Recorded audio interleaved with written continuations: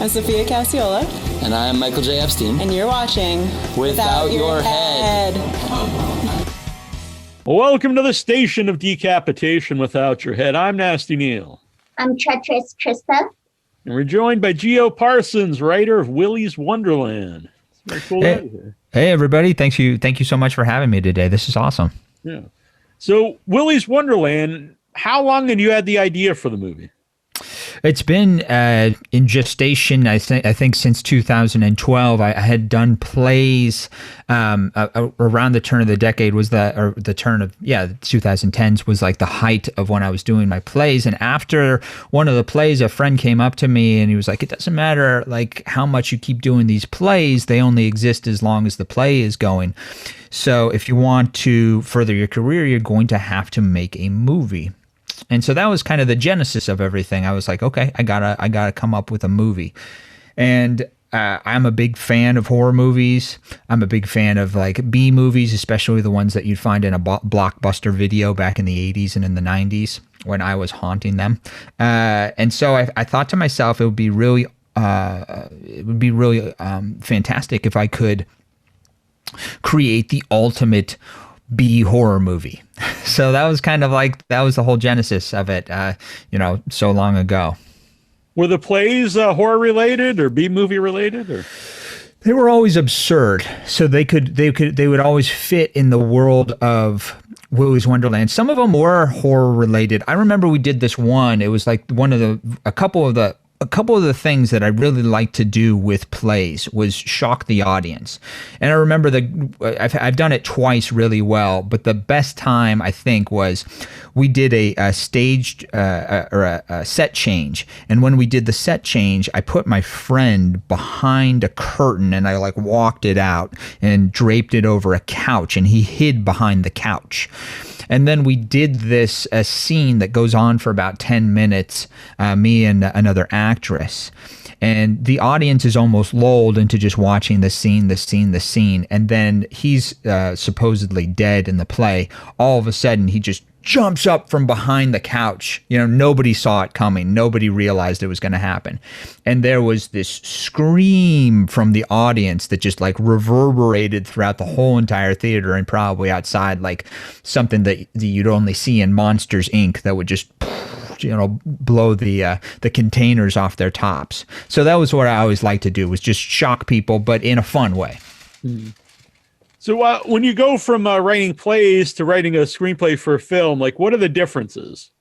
Well, that's one of the reasons that Willy's Wonderland takes place in one location, is because I was so used to doing things in one area, just on a stage, that I figured, well, one, I'm already used to driving a story that way, and two, it wouldn't allow me to cheat. So there's a lot of differences, like when you're writing a movie. And if you're writing a movie, you can be in outer space, and the next scene you can be underwater, and the next scene you can be on the sun. You can do whatever you want in a film, but if you're writing a play, you have to stay where you are. So when I started writing Willy's Wonderland, I always had the intention of just shooting it myself in a friend's garage. So I always wanted to keep it in one location to keep the costs down and to be able to actually like facilitate making the movie.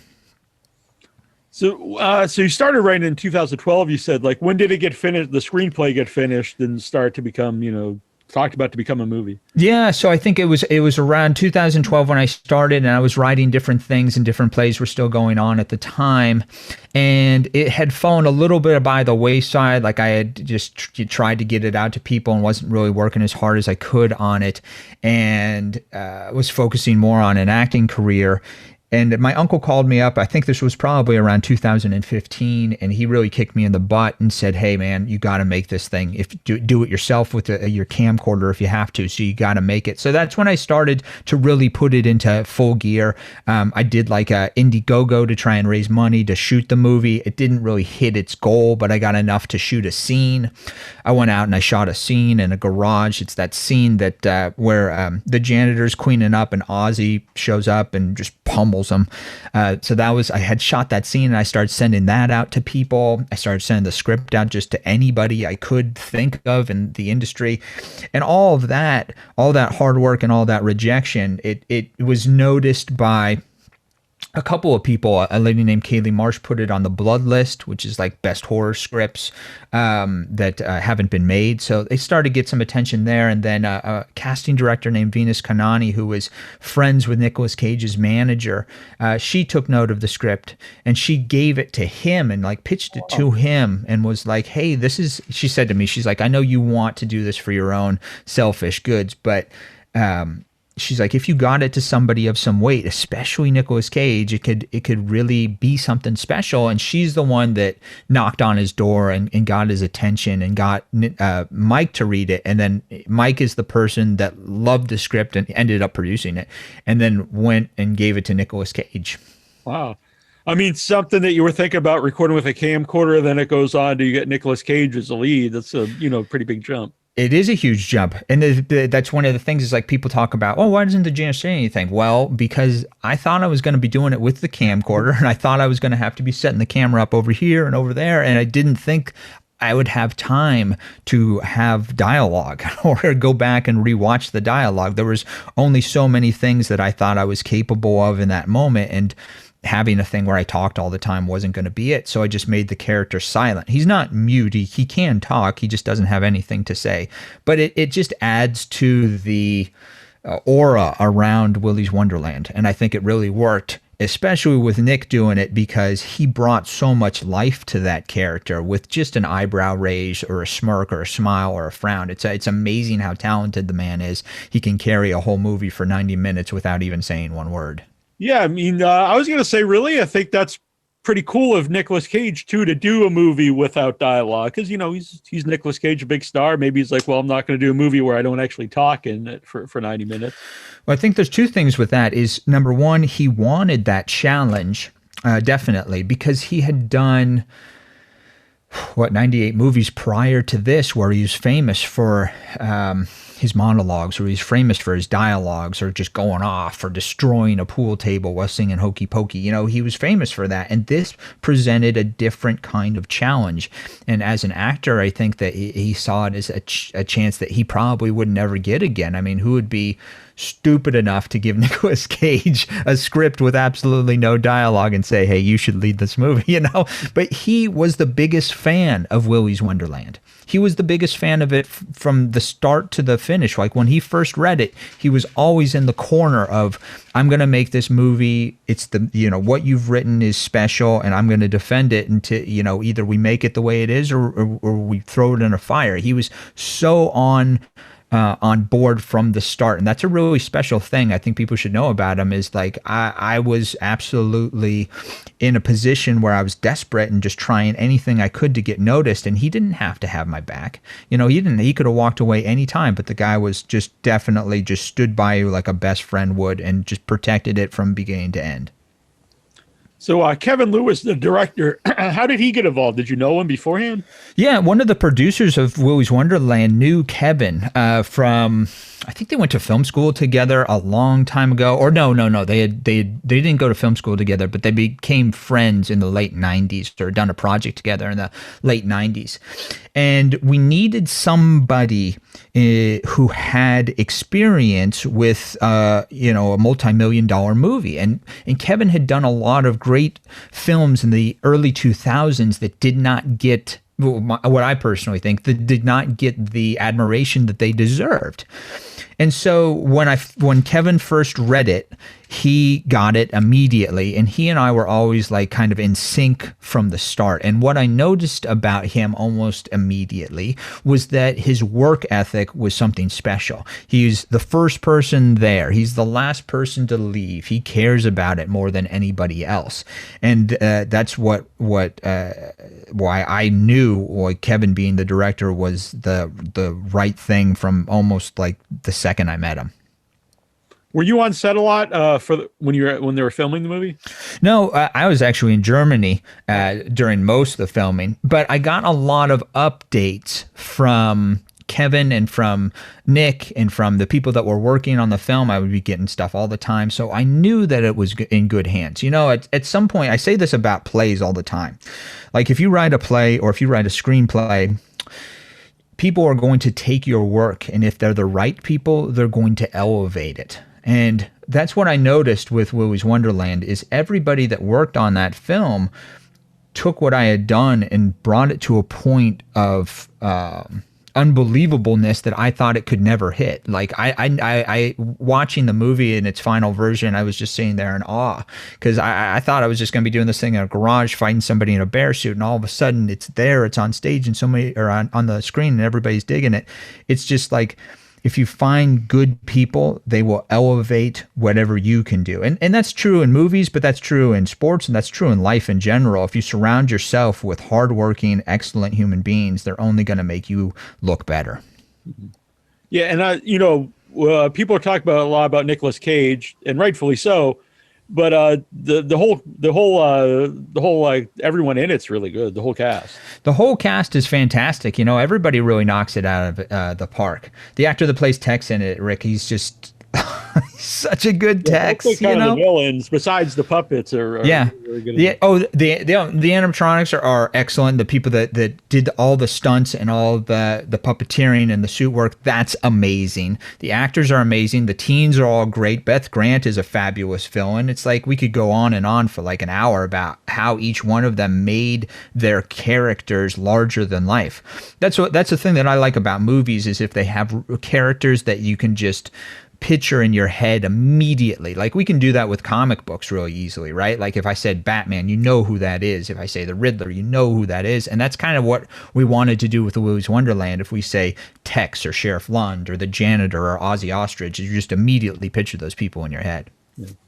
They said when you wrote it, you were going to film it one area because you were going to do it yourself and everything. So when they did make the movie, did they film it in one location? Yeah, I think that I'd have to say like probably 90% of Willy's Wonderland was all shot in a studio, and then even like the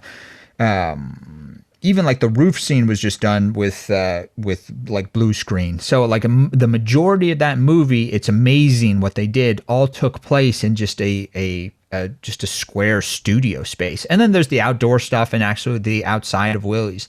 But it was like 90% of it was all in that one area. And I think if you're an emerging filmmaker or somebody who's trying to get something off the ground, if you can reduce your cost by putting your film in just one location, it's really gonna entice people, because it's not a thing of like, oh, this is gonna cost so much money, we'll never be able to make it. If it's in one location, all your costs drop way down, and it's something that you can actually pull off and make. And that's really what happened with Willy's Wonderland.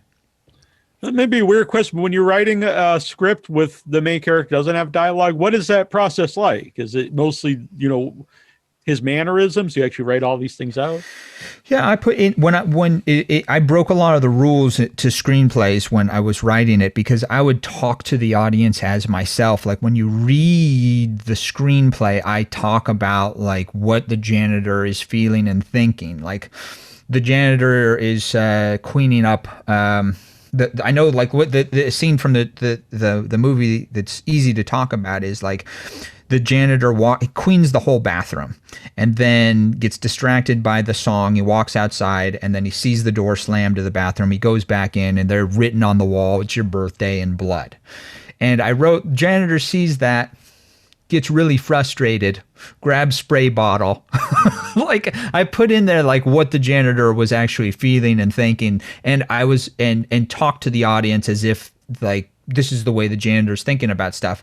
And when I first gave that script out to some friends, they were like, hey, I don't know how this translates onto screen, because I can read it like a novel and I can understand it and I can sympathize with that character as we go along. But when you put it on screen, I don't know if it's going to come across. And that was always a big worry. But then getting Nick and with Kevin's direction, I think all of his emotions come across really well. So yeah, I put if you have a character, you don't have any dialogue, I think you can speak for him in the text for sure. Trista, do you have a question?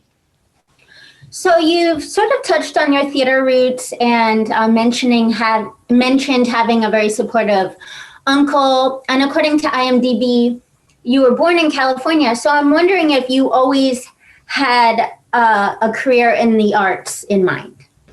Yeah, I think I always did. I grew up in Lake Tahoe, and I grew up on the California side and was very active in all sorts of outdoor activities and sports and stuff like that. And I was making movies in high school using just, we've talked about it, the great camcorder, the great Sony camcorder of the 90s, where you could hit record and then hit stop and then flip it around and then hit record and hit stop. This is before like Final Cut Pro or iMovie or any of that kind of stuff. So I was always doing those films in high school and then showing them to whatever class I had that day. So if it was the English class, I'd wheel in like a box TV and show everybody these incredibly awful movies that I had made. And so then when I moved down to Los Angeles, I just kind of continued to do that. I branched into more plays and more theater just because it was something that I got into just a little bit more. But yes, I had always come from that background of I want to do stuff in the movies and I want to make movies and I want to tell stories. What were some of the movies you were into before you got involved in making movies? It was always whatever I could find at the Blockbuster or on the VOD download channels. Like one of my favorite things to do is find like cheesy horror movies. I was talking to a friend the other day about a movie called Bad Ben that Nigel Bach made that's like about this guy who he did it all with his cell phone. It's a really interesting film. It's like he had gotten, the backstory is he had gotten a bunch of friends together to shoot a movie. All his friends bailed on him that day, and then he went and just did it himself. Like he just took his cell phone and just started doing this found footage movie. And it's very interesting, but it's also really funny. I love the kind of horror movies, especially like the 80s and 90s horror movies. And I've talked about like the movie Jack Frost, where this serial killer becomes a snow. Oh yeah, it's freaking amazing, right? Like those are the kind of movies that I always love because number one, they're interesting, they're funny, they're entertaining, they're scary, they don't overstay their welcome. It's something that it's the other thing that I like about it, and I think Willy's Wonderland did this well. It's like one of those movies that you get together with your friends, back when we could all get together with our friends and sit on a couch and just really just laugh our butts off watching. Like that was one of those are the kind of movies that I adore the most, are the ones where you can have a group of people around and just be laughing, and then afterwards talk about your favorite scene or talk about the funniest thing that happened or talked about like this whole this person got killed, then this person got killed, and this guy goes to the grocery store to buy milk. Like what's going on? That was always the absurdity of those films that I love the most. Yeah. For me, the shower scene of Jack Frost is yeah. I mean, it's great. Yeah. I also like that you said don't overstay your welcome too. I think that's a good a good lesson for everyone who makes those kind of horror movies. Yeah, I think like 80. I think ours ran about 85 minutes. That's pretty good. Just you want to get in and get out and make everybody. It's like a roller coaster ride. Like, the longer the roller coaster ride goes on, the less fun it is. If you can just do a 2-minute ride and be done, then you want to go back and do another one. It's like, but if that thing goes on and on and on, it eventually doesn't become fun anymore. Real quick question, like really the thing that just popped in my head. One time I won tickets to go to like the Halloween Horror Nights, and I got front of the line passes to all of them. And so the first one I'd go to, it was super scary and really fun. Then the second one, super scary and sort of fun. And then the third, and the more you go, and especially not waiting in line, just going to the front of the line, by the time we got to the 8th one, it just wasn't as fun and I didn't have as good a time. And by that time, everybody was yelling at me for skipping ahead in the line and stuff. But it's like one of those things where you just want to be able to hit your audience with the good time and then get out and just before everybody knows it, it's over. Yeah. Did you have like a backstory for each of the puppets?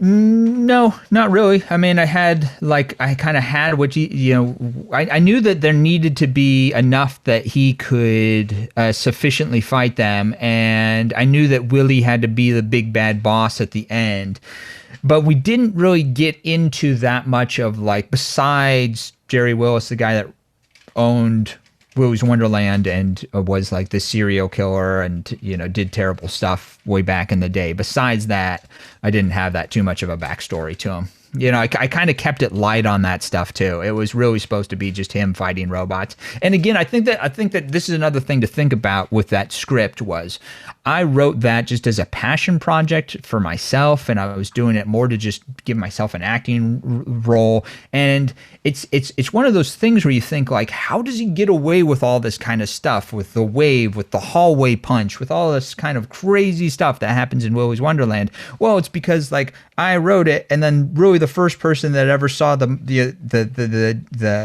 specialty or the uniqueness of it was Nicolas Cage, and he protected it. So that's how it went from like crazy idea to crazy movie. It's like that doesn't really happen. And so I never put that much thought into a backstory. I never put that much thought into, well, for example, Siren Sarah. Siren denotes like a sea creature or a mermaid or something, but I was just llooking for a rhymey name, so I named this Farrah Siren Sarah. It's like, it doesn't make any sense. Nasty Neal. It was, yeah. I approve. How about for the janitor? I don't want you to give it away if you do have a backstory, but. Yeah, well, as far as the janitor goes, one of the beautiful things about no one knowing anything about the janitor is that everybody can know everything about him because he can be your own character. So the janitor can be this person that is whatever you want him to be, and I've heard a lot of people have different debates about this. Like some people say he's this and some people say he's that. I was talking to somebody who watched it with a group of friends over Discord or something, and they all talked about it, and they all had different backgrounds of who this guy is and what he could be. And I think that is another thing that I didn't intend to happen. That was something very special that came out of it, was this character was created that everyone could relate to because they could put their own personal spin on who he is and what he does. And because I don't have a particular inclination to say what I think, and I know Nicolas Cage doesn't either, then everybody can always be right. Yeah, I like that actually. Trista, do you have a question? Do you plan to continue your acting career, or are you focusing primarily on writing now? No, I hope to do both. I think the people that I admire the most are people like Ed Burns and people like Miranda July and people like Woody Allen and people that put themselves in their own thing. That's kind of like a model that I always wanted to go to that I always wanted to emulate. Now Nicolas Cage comes and steals my role, and I'll never forgive him for it. But besides that, it is something that I want to continue to pursue and work on. And sometimes I'll try and get myself in there, and if I don't, then it'll be like Willy's Wonderland, where I just can sit back and cheerlead. Really. Will we ever see any more of the janitor? I think that we will probably see more of the janitor. I think that he is becoming a character that everybody has kind of roots for. I'd say that he is an antidote to the acid, and I think that while we may see him again in other adventures against the evil animatronics, he can also take on some other supernatural villains, and I think that would be kind of fun to see. It would be cool to put him in a situation where he has to take on someone of a different ilk, someone of a different kind of evil background. I think that would be something fantastic. I think that the people that put out Willy's Wonderland and brought the movie to life are all at currently just continuing to just try and make as much of the movie as possible right now, and then once things start to settle down, we'll discuss where the character can go in the future. Interesting you said that, because a friend of the show, David Howard Thornton, who plays Art the Clown in Terrifier films, said that he would like to see Art the Clown versus the janitor. Oh yeah, good date. That would be a good. See, that's the thing. It's like, yeah, I would love to see him take on all those kind of villains. It'd be so much fun. It would too. There's a lot of clearances and stuff that have to happen, but there's got to be some fan fiction out there that can skirt those lines and do that stuff. So if anybody does that, please have fun with the character. Yeah. Along those lines, it's I've seen a lot of people talking about the movie. What's the feedback been? I think the feedback has been mostly positive. That from just the fans and the community and just your average everyday moviegoer. I try to. That's the stuff that I pay attention to more. Like I'll look at the reviews on the VOD downloads of the people that purchased it and watched it, and I look at those reviews and like five. A lot of them are like 4.5 stars, 5 stars, and I think on Amazon right now, just the VOD download, it was like 4.4 stars out of like 700, 800 reviews. Like that's that's what I really like. And it's not everybody's cup of tea, especially critically. There's going to be people that just absolutely do not understand it, or would never understand it, or it's really not their thing, and that's totally okay. I get that too, because there's movies that are just absolutely brilliant that I just go, not really my thing, But overall, I think the response, especially from the community that gets most excited about that stuff, has been really excited. So that kind of makes me happy. I think that 9 out of 10 people in that community and our community are extremely excited about it, and that's kind of what I was going for. So that does really make my day. Yeah, I saw the shirts were sold out, the Willy's Wonderland shirts. Totally. I think that we put them up online for sale, and Thursday night, when the movie first released overseas and then made its way over to the East Coast and West Coast, they were sold out like Thursday night. And now we've got them on back order. And hey, I was just wearing mine to the Costco, I love the thing. Yeah, I was going to get one actually, but yeah, there was. Oh, well, yeah, we'll get you one. We'll get you one. No worries. Very cool. Trista, do you have a question? Yeah, are you working on anything else that you can talk about? Yeah, the stuff that I'm working on right now is kind of in the same vein as Willy's Wonderland, and what I mean by that is it's kind of spooky fun, and kind of absurdly fun. Let's see, I got a book called Subway Dwellers versus Barnyard Oddities that's we're looking for a home right now. That's like totally right in the vein of Willy's Wonderland. It's kind of superheroes versus evil creatures that are trying to take over the universe. It's the craziest title I could think of. I got a treasure hunt in a haunted house that's really fun, and we're just kind of working on a home for that one too. And one of the things I told you, I started working on this in 2012, and then I started writing screenplays, so I had a good quiver of stories and screenplays and things like that to draw from, so that when this opportunity presented itself, I could have more stuff ready to go and just wasn't caught like a deer in the headlights. So absolutely, I'm working on it extremely hard. I can say that I am meeting with some really cool comic book companies in the next week to try and get something else off the ground. So good stuff coming.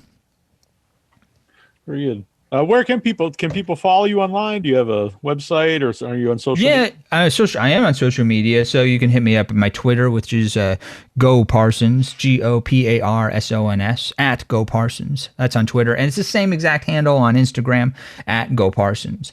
And yeah, feel free if you have questions, or if you follow and want to ask something that I haven't answered previously, please go ahead. I kind of get overwhelmed at some point, so if I don't get back to you, just know that's just I'm a little bit overwhelmed at the moment, but I try. If you've taken the time to watch the movie and are supporting it, then I always try and take the time to get back to you.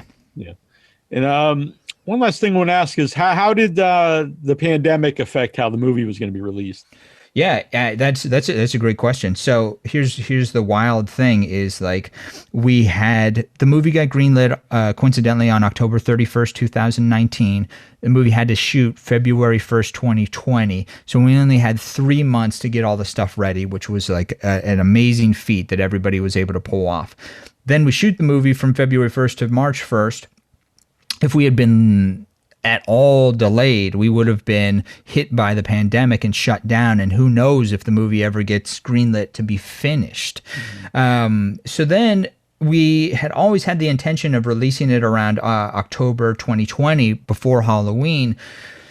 But the pandemic slows everything down as far as post-production goes too, because editors can't be in the room with each other, producers can't be in the room with each other, people that things that are done in a group setting have to be done individually, and it slows everything down. So we did not get anywhere close to that October release date. However, I think the big bonus was that because it was delayed and because a lot of theaters shut down and movies that had huge budgets had to move deeper into 2021, it left this opening for us in February where we could stream it just to everybody's home over that Valentine's Day weekend and just make it easy for somebody that wants to watch something new, have a good time, kind of forget their problems for the past year, could watch it. So Well, the pandemic has been absolutely horrible, especially to me and to millions of other people. I think it worked out really well, just from a marketing of the movie, because it gave us an opportunity to kind of showcase our film